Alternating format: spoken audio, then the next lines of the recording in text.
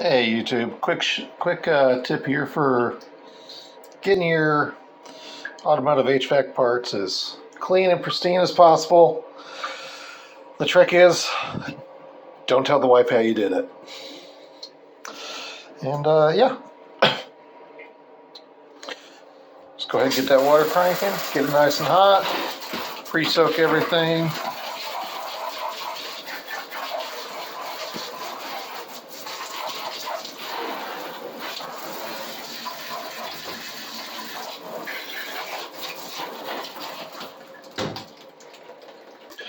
Come back with a little Super Soap. I'm just using regular old Dawn spray. You can use your automotive degreasers if you want, but kind of find that the Dawn dish soap that they use for cleaning up oil spills and stuff, yeah, it works pretty good. Stay safe, stay inventive, always find another way. Have fun, YouTube.